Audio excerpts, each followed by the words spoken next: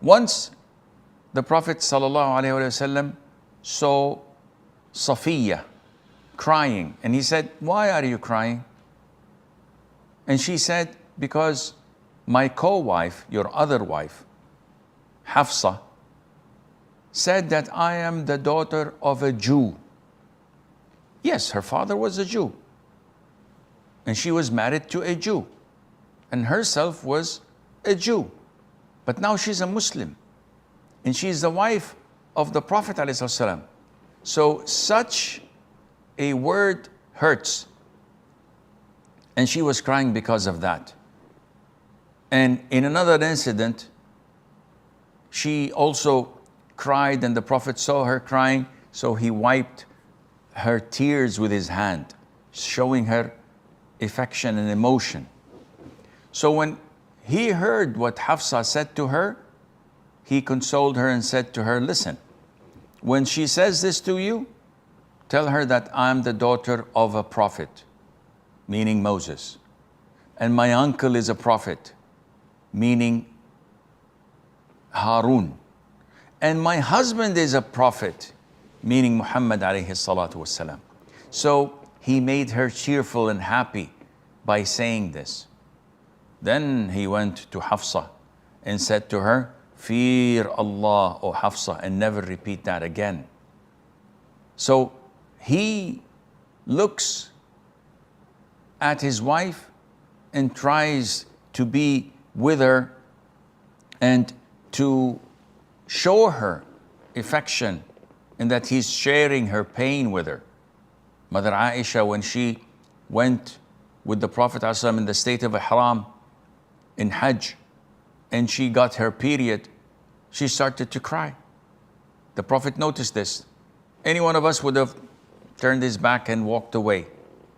Not the Prophet. He went, said, "What's wrong? Why are you crying? Did you get your period?" And she said, "Yes," explaining to him that now she cannot complete her Hajj with him. That's what she thought.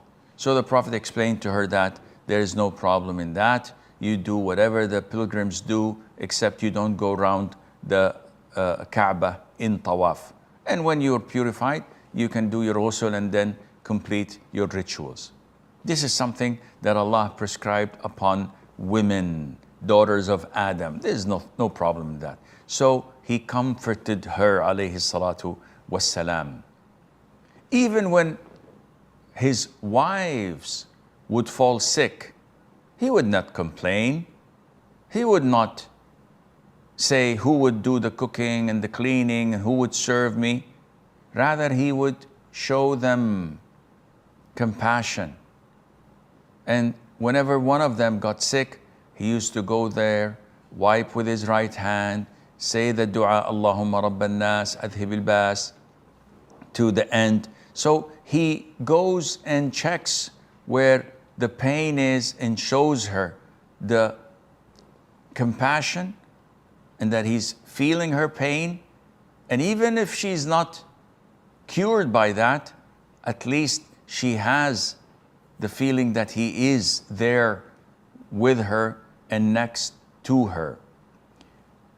The Prophet never, alayhi salatu wasalam, blamed his wives that none of you gave birth to a child for me. And he could have done that. He married Khadija and he had 6 of her. And none of you 9 women could do that to me. He could have kept on blaming them, but he would never do such a thing because he knew that this was the decree of Allah Azza wa Jal and his wives had nothing to do with it. And the Prophet ﷺ as a man was an easygoing person, as Jabir explains. He says the Prophet was an easygoing person. If Mother Aisha was inclined for something, as long as it's halal, he would help her do that. As in the case where when the Abyssinian slaves and soldiers came to, march with their spears and exercise in the masjid, the Prophet ﷺ asked her, you would like to watch them play? And she said, yes. So he sat down and made her put her head on his shoulder so that she was covered by his body, and she would look until she was satisfied. This is how the Prophet ﷺ used to deal with his wives.